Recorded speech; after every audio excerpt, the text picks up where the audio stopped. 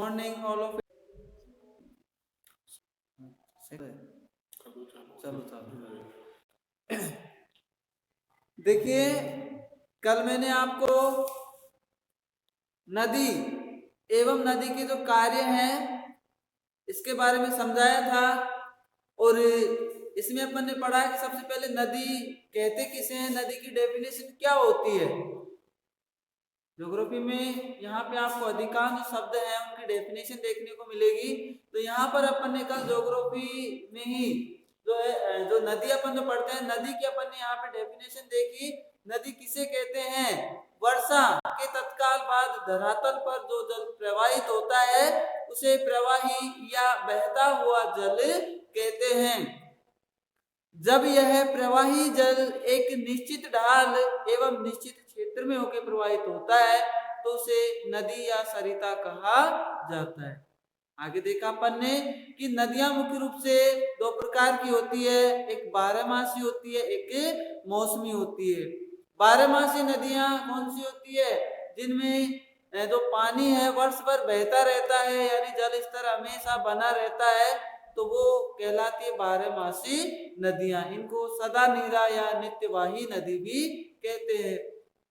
इसके अलावा मौसमी नदी, यानी जो नदियां केवल वर्षा काल में ही बहती है उन्हें मौसमी नदियां कहते हैं।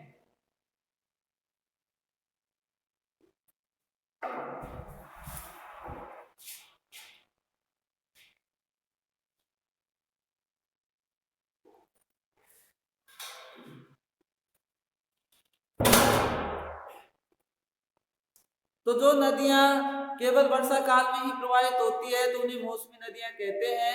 आगे अपन ने पढ़ा कि नदी के कार्य कितने होते हैं। तो नदी के कितने कार्य होते हैं? 3 कार्य अपन ने यहाँ पे पढ़े। पहला अपरदन, दूसरा परिवहन, तीसरा निक्षेपण। और अब नदी का अपरदनात्मक कार्य किस तरीके से होता है, यानी अब नदी के द्वारा जो अपरदनात्मक कार्य है वो कितने प्रकार से संपन्न होता है। पहले अपन देख रहे हैं नदी के कार्य, यानी नदी के कार्य कितने होते हैं। तो नदी के 3 कार्य होते हैं। एक तो अपरदन, दूसरा परिवहन और तीसरा होता है निक्षेपण। बोर्ड आपको सीधा ही दिख रहा है? और देखिए पास कर देता हूं मैं। हाँ जी, दिख रहा है बोर्ड पे? ओके।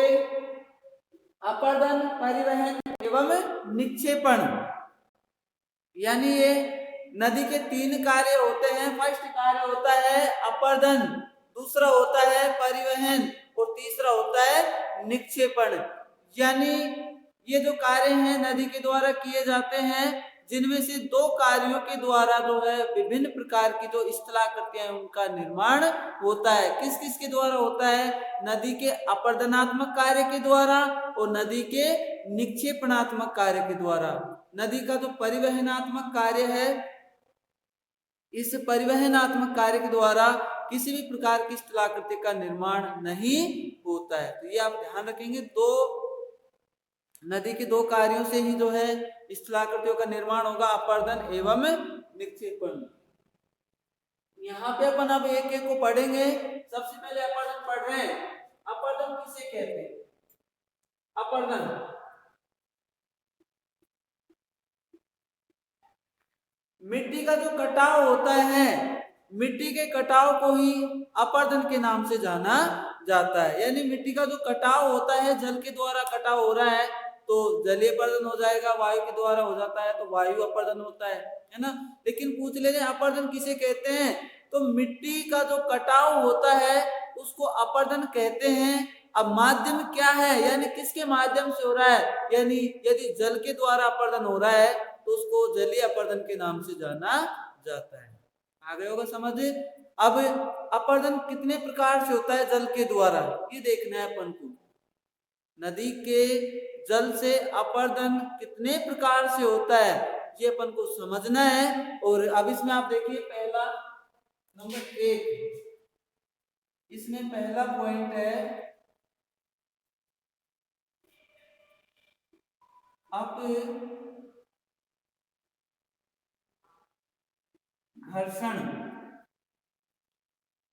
पहला पॉइंट इसमें अपघर्षण, यानी नदी के जल द्वारा जो अपरदनात्मक कार्य है वो किस तरीके से संपन्न होता है। एक है अपघर्षण, एक होता है इसमें सन्निघर्षण।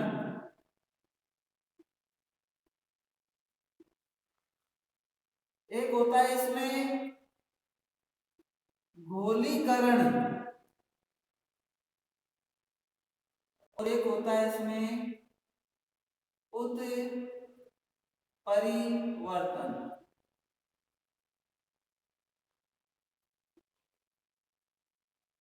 उत्परिवर्तन आ रही है आवाज आपको?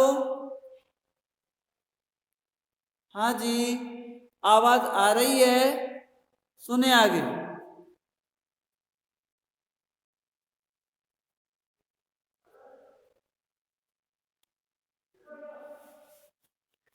सुनिए, नदी के द्वारा जो अपरदनात्मक कार्य है इन 4 प्रकारों से संपन्न होता है। एक होता है घर्षण, दूसरा सन्निघर्षण, तीसरा गोलीकरण, चौथा उत्परिवर्तन। इनमें से एक पॉइंट आप जानते होंगे, गोलीकरण।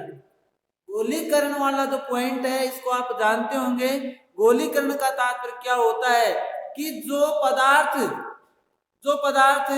नदी जल के साथ घुलनशील होते हैं, यानी नदी के जल के साथ घुलनशील होते हैं, वो पदार्थ नदी के जल में घुल कर के अपना स्थान छोड़ देते हैं, तो ये क्रिया कहलाती है गोलीकरण। हाँ जी, समझ में आया होगा गोलीकरण। घोलीकरण क्या होता है कि नदी के जल में घुलनशील पदार्थ नदी के जल में घुलकर के अपना स्थान छोड़ देते हैं, तो इसे कहा जाता है गोलीकरण। तो ये नंबर 1 हो गया, अपरदन कैसे, गोलीकरण, इसको आप जानते हैं। अब देखिए आप अपघर्षण। अपघर्षण क्या होता है कि नदी के जल के साथ, आप ध्यान पूर्वक सुनिएगा कि गोलीकरण कौन सी क्रिया होती है, ये नाम अजीब है। यहाँ पर अपघर्षण, सन्निघर्षण, गोलीकरण तो आप जानते हैं, लेकिन अपघर्षण, सन्निघर्षण, उत्परिवर्तन ये नाम यहाँ पे आपके लिए अजीब है। तो अब आप देख रहे हैं अपघर्षण। अपघर्षण किसे कहते हैं?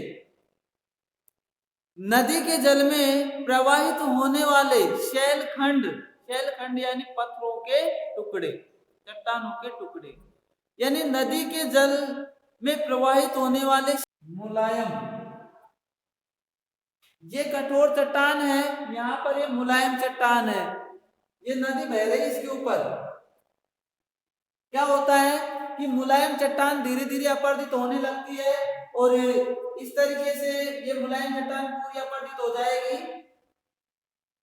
और नदी का जल क्या होगा, अब कठोर चट्टान से सीधे नीचे गिरने लगता है। इस तरीके से पानी नीचे गिरने लगता है, तो ये क्या बन गया, इसको कहते हैं जलप्रपात यानी वाटरफॉल। ये बन गया जलप्रपात, जलप्रपात। ये लो जी, एक और 5वीं आकृति बन गई है जलप्रपात। अब इसके बाद में देखिए और क्या स्थलाकृति बनती है। यहां तक समझ में आ गया आपके जलप्रपात तक? Please tell me now. Yes, okay, आगे बढ़ते हैं। अब देखिए इसमें ध्यान से, ये अपने जो 5वीं स्थलाकृति बनी है जलप्रपात।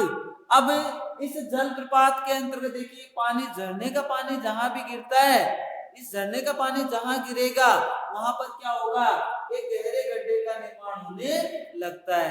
यानी नदी का जल जहां पर गिरता है जलप्रपात के ठीक नीचे, यानी जलप्रपात के ठीक नीचे गहरे गड्ढे का निर्माण हो जाता है। इस तरीके से यहाँ की चट्टानें क्या है, इस क्षेत्र की चट्टानें क्या है, इस जलप्रपात के द्वारा यानी इस पानी के द्वारा यहाँ की चट्टानें इस जल सीधे नीचे गिरने के कारण, वेग तीव्र होने के कारण यहाँ की जो चट्टानें अपरदित हो जाती है और इस तरीके से इधर इधर की ओर बढ़ जाती है ना। तो ये गड्ढा हो गया। अब यहाँ पे अपर्दन हुआ है और अपर्दन होने से एक आकृति बनी है, और इस आकृति को क्या कहते हैं? मतलब का क्या पूछना चाह रहे हैं? हाँ जी, क्या क्वेश्चन है? आप क्वेश्चन बताइए आपका।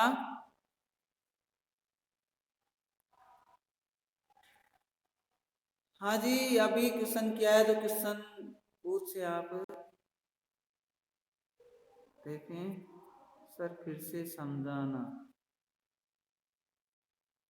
वापिस समझिए। ये जलप्रपात तक आपके समझ में आ गया था? जलप्रपात बताइए, जो क्वेश्चन पूछ रहा है वो जल्दी बताइए, यहां तक समझ में आ गया था? अरे भाई जल्दी कीजिए।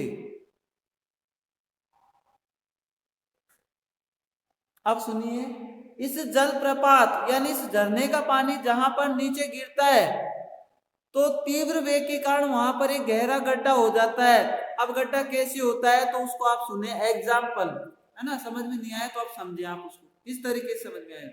आप एक गिलास पानी भरिए, या एक घंटे आपने पानी भर दिया है, और उस पानी को इस तरीके से आप जमीन पर डालें, मिट्टी हो जहां पे, है ना, जमीन पर इस तरीके से आप पानी को डालें, जहां पर वो पानी गिरेगा, जिस जगह वो पानी गिरेगा आप देखेंगे वहां पर एक गड्ढे का निर्माण हो गया। होता है कि नहीं होता है, बताइए?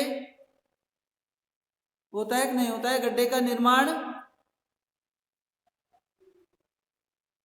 हो जाता है। तो इसी तरीके से अब आप देखिए, ये तो अपन ने घंटिया एक गिलास का एग्जाम्पल देखा है, यहाँ तो कितने घंटे कितने गिलास पानी है इस वाटरफॉल में, है ना?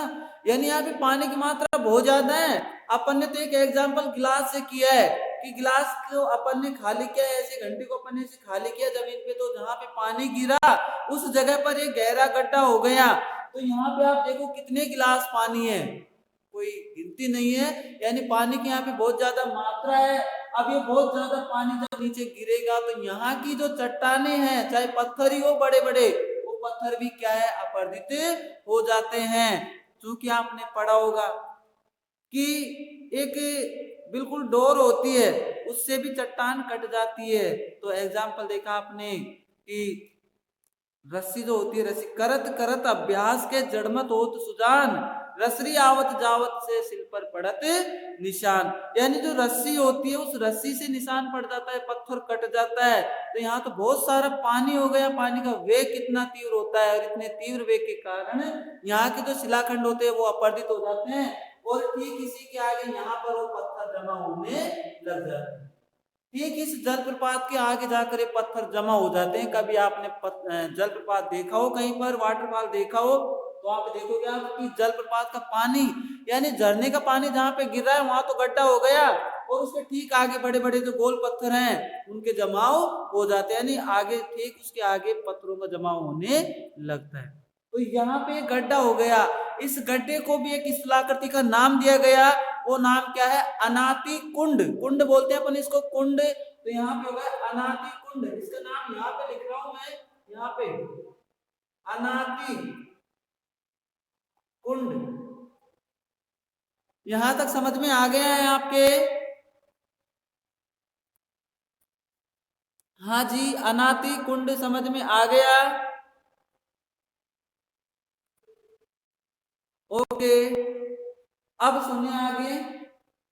जैसे ही अनाति कुंड का निर्माण होता है, जैसे ही अनाति कुंड का निर्माण होता है, यानी अब यहाँ पे क्या है, जो नदी है वो नदी पर्वत को छोड़कर कहां पर एंट्री कर गई? अब मैदान में।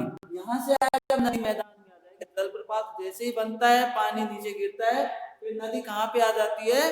नीचे आ जाती है, मैदान में आ जाती है। और जैसे ही नदी मैदान में आती है, तो आपको बताया था अपनी द्वितीय अवस्था को प्राप्त हो जाती है। पर्वतों में नदी अपनी प्रथम अवस्था में रहती है, युवावस्था में रहती है, बड़े बड़े शिलाखंडों को भी अपने साथ बहाकर नीचे ले आती है। इनको यहाँ पे जमा कर दिया गया है, आपने देखा ना। अब जैसे ही नदी मैदान में प्रवेश करती है, तो मैदान में प्रवेश करती है अपनी द्वितीय अवस्था को प्राप्त हो जाती है, प्रौढ़ावस्था को। और जैसे ही नदी अपनी प्रौढ़ावस्था को प्राप्त होती है, तो उसमें जो भार वहन करने की क्षमता है, वो भार वहन करने की क्षमता क्या है, कम हो जाती है। और भार वहन करने की क्षमता कम हो जाती है। परिणाम स्वरूप अपने साथ बहाकर लाए गए बड़े बड़े शिलाखंड जो होते हैं उनका जमाव करने लगती है।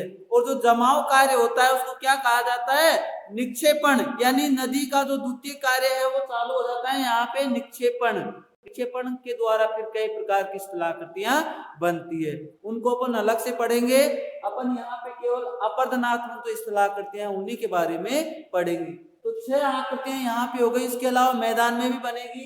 यहाँ पे V-आकार की घाटी, गार्ड कैनियन, इसके अलावा क्या बना है, तो यहाँ पे अपन ने पढ़ा जलगर्त, इसके पश्चात जलप्रपात यानी वाटरफॉल, इसके अलावा क्या बना यहाँ पे, अनाति कुंड। तो 6 आकृतियां अपन ने आज पढ़ी है।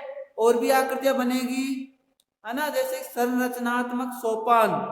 संरचनात्मक सोपान का मतलब क्या होता है, सोपान, सोपान का होता है सीढ़ियां, स्टेपवेल्स, है ना, सीढ़ियां होती है। सीढ़ियों का निर्माण कैसे होता है, जब देखिए टाइम देख लें अपन,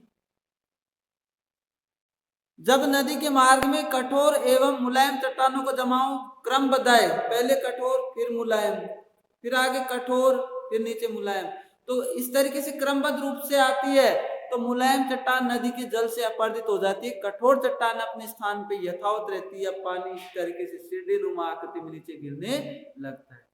तो ये कहलाते हैं संरचनात्मक सोपान। कल पढ़ेंगे अपन इन बाकी स्थलाकृतियों को। अभी तो मैं आपको एक ट्रेलर के रूप में बताया इनको, कल आपको मैं पूरा एक एक का वर्णन करके बताऊंगा कि V आकार की घाटी कैसे बनती है, फिर वो गार्ड कैसे बनेगा, कैनियन कैसे बनेगा, जलप्रपात कैसे बनते हैं। अभी मैंने आपको ओनली इतना समझाया कि यहाँ अपन क्रमबद्ध रूप से पढ़ रहे हैं। अभी तक नदी कहाँ थी, पर्वत में, और अपर्दन ही जो है ये कार्य ज्यादा यहाँ पे नदी करती है, क्योंकि पर्वतों में नदी क्या अपनी युवा अवस्था में होती है। और आज का जो अपना आज की जो समय सीमा है वो अपनी समाप्त हो रही है, और इस टॉपिक को अपन कल वापस पढ़ेंगे। जो अपर्दन कलाकृतियां हैं, कल की क्लास लेना नहीं भूलिएगा। और आप सभी को क्लास लेने के लिए धन्यवाद। Okay bye.